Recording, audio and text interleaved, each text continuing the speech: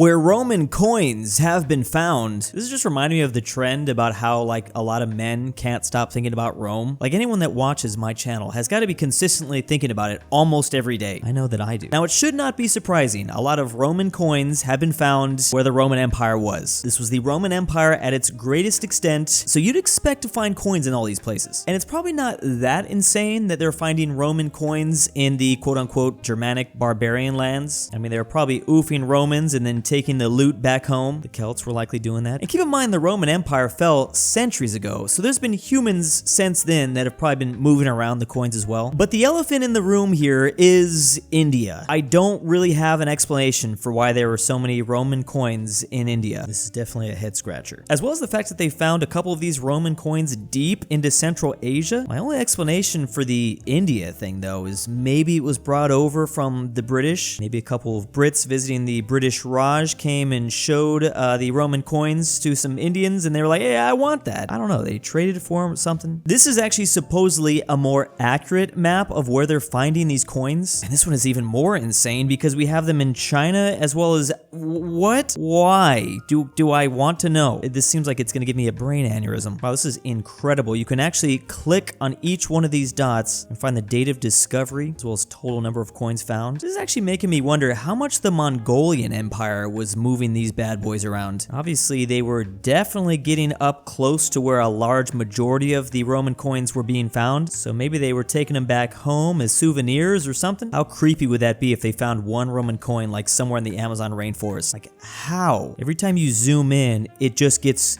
deeper and deeper of the exact location. Well, anyways, 0 minutes since the last time I thought about the Roman Empire. This is a Nazi school map claiming all the old civilizations originated from no Germany. Basically, something like that. Or I think they're just claiming all civilizations originated from Germany in general. This is actually hilarious because there's other parts of the world that do this too. So according to this propaganda poster, Russia originated from Germany, as well as ancient Greece, the Romans, Spain even, and I guess Portugal, the French, and the English. And of course, with them, that means all of the New World, all of North and South America. Oh, the dots lead to, yeah, so since Germany discovered France, everyone in Africa also is like German, even the Egyptians. I'm not surprised that they were teaching the kids this, but the fact that they went through these great lengths to try to explain their theories is just insane. I guess they just figured the kids will believe anything. Speaking of which, the teacher shortage in the United States. We apparently need 55,000 more teachers. Obviously, the bigger the circle, the more desperate the state, and Florida seems to be pretty desperate. So is a lot of the East Coast, like Georgia, North Carolina, Virginia, Mississippi as well. Then interestingly, there's a couple states that aren't facing a teacher shortage. Oregon, Wyoming, then a lot of the Northeast, including Ohio. There's probably an Ohio meme joke I can make here. I don't want to do it. But at the very same time, you have to combine that with the teacher leaving rate. Kentucky and Arkansas are facing the biggest. It's only a matter of time before they slap the kids in front of YouTube and call it a day. I can't wait. I shouldn't say that, I'm sorry. How much of a yearly salary you'd need to spend to afford an iPhone 15 around the world? So the lowest on the list, Luxembourg, would only need to spend about 1.5% of their yearly salary, which is extremely low, but that is because Luxembourg per capita is a very rich nation. Of course, so is Switzerland, and so is the US on average. I need to say that again. Citizens on average. We can actually do the math. If a $1,500 iPhone is 1.6% of Americans' salary, then on average, they're making how much a year? Wait, actually, I don't even know how much the iPhone 15 is. How much is it? I'm assuming they're not talking about the Pro, so starting at $800. This graph is saying on average, Americans are making like $80,000 a year. I mean, there's so many ways to do this. I'm getting all sorts of different answers. There's in Norway, Denmark, Singapore, Sweden, Netherlands, Australia, and as we continue to move up the list, it's going to get crazier and crazier. I mean, even 5% out of Cyprus. 5% of your yearly salary towards a phone? I guess some people would do it, but we're now entering 10%. 10%. Trinidad and Tobago. They're the ones that are breaking into that. Also, Chile's up here. As we continue to go up, Costa Rica, China, Malaysia. This is why a lot of the world says that just iPhones are way too expensive. I mean, they kind of are. Serbia is at 21% of their yearly salary going towards one iPhone. These are already insane numbers. South Africa, a quarter. You got to work for 3 months to be able to afford one iPhone. No food, no rent. You can't pay for anything else. There's Albania, Brazil, Turkey, Turkey, Peru, we're now getting up to 30%, and it's going to continue to rise in India, which I know that India is trying to get more into, or Apple's trying to break into India. Do they still sell their iPhone like SEs basically? We're at 50% with Tunisia, and in the country number 1 on this list, it would cost people from Myanmar 80% on average of their yearly salary. You can't do anything else.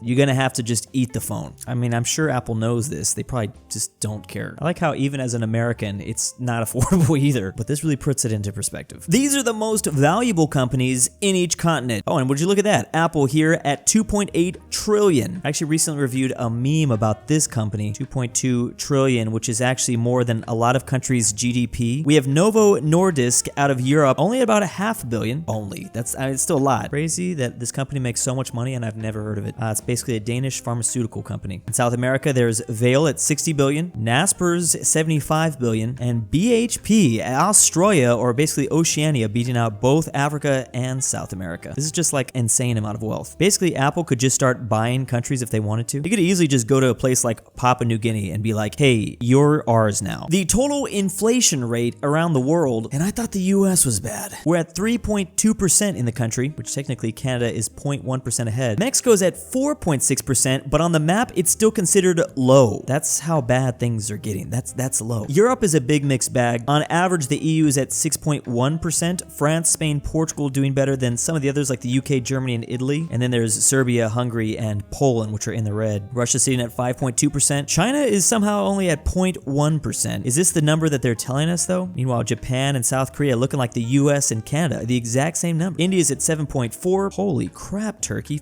Wait, what? And what's crazy is Turkey's not even in the top 5 countries. The place suffering the most from inflation is Venezuela at 400% almost. Then it's Lebanon, Syria, and Argentina. So basically, if milk cost $2 last year, it now costs $8 12 months later. That's scary. Yeah, all the purple countries are considered to be facing hyperinflation. Meanwhile, China, Saudi Arabia, Canada, and the US are actually facing some of the least amount of inflation in the world. Then there's Japan, South Korea also doing pretty well in these numbers. Brazil's doing pretty good. But this is just comparing the last 12 months. Maybe our inflation has been like gradually growing starting like 3 years ago, because it does seem pretty high out here, I gotta say. Maybe it's just a lot worse in a lot of these other places. Interestingly, there are a couple spots facing deflation like Costa Rica, and it's a lot, 3.2%. Countries that offered help aid to Morocco, but Morocco unaccepted it. They didn't accept it. This was obviously due to the horrible earthquake that just recently happened here. So some of the places they said no to are Turkey, Italy, France, Germany, and Poland. There's clearly some diplomatic tensions going on behind the scenes. Morocco claims it wants to maintain control and does not want to risk a potentially chaotic situation. However, they are accepting aid from the UK, Qatar, Spain, and the UAE. Do you need a visa for Germany? In yellow, we have Germany, and in green, the countries that do not need a visa to enter Germany. Meanwhile, in red, all the countries that do. They basically require the entire continent of Africa to have a visa, as well as almost all of Asia. I mean, let's just say Georgia is European. You got the UAE, you got Israel, you got South Korea, Japan, and Taiwan. I think that's Hong Kong and Malaysia, also Singapore. There are some interesting outliers though in the west here: Bolivia, Ecuador, Suriname, and Guyana. Also, Belize, Jamaica, Cuba, Haiti, and the Dominican Republic. Why exactly here? Oh, also no to Kosovo. These are interesting maps. I wish like we would see more of this. Here's the USA's version of this map. This reminded me that starting in 2024, all those green countries will need an extra step. It is not a visa requirement, but you do need to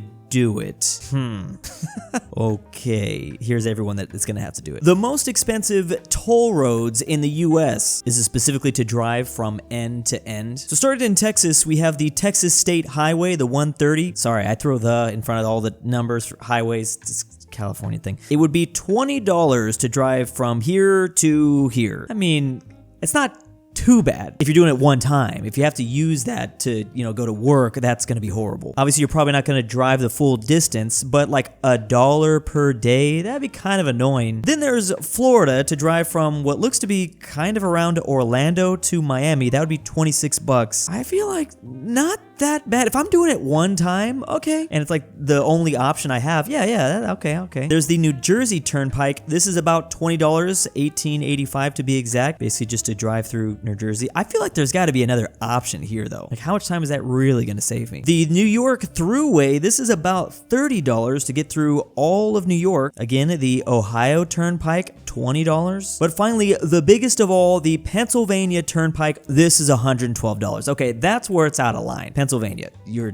crazy. I feel like a lot of these aren't too bad, but that, come on. That's like more than 2 full gas tanks. Even if this were to save me like a whole 2 hours, I still wouldn't use it just based on the principle. Like, I just don't want to pay that. France and all their overseas military bases in the world. The huge focus point here is obviously going to be former French Africa, just a part of the former French Empire not that many decades ago. Kind of surprised they don't have even more around here. France does have military bases in Germany, which I don't think Germany minds that. They also have military bases in Syria, Jordan, and Iraq, as well as the UAE. Then there's Gabon and also Djibouti, which I actually know a ton of countries have military bases in this nation. I think it's like 6 or 7. The US, China, the British, the French. Actually, when comparing the continent as a whole, there's a lot of countries that have overseas military bases here. Unsurprisingly, the US with a lot. Actually, the US is sharing a lot with France. This is what I mean with Djibouti. France, the US, China, Germany, Japan, Italy, Saudi Arabia. Only India's in Madagascar, though. These are actually all the places that have military bases in Africa. It's more than I thought. I feel like Belgium should not be allowed on the continent of Africa anymore. Does anyone else feel that way? And big thanks to my patrons, Destiny Durnil, the modern cartographer. Sebi, if you hear this, I subscribe love to you. Drew now. I am the kidnapper. aPhatNarwhal, Carmel since no one pays InquisitorXarius, KirinoIsBestGirl, Luxembourg ortin 5610, Robert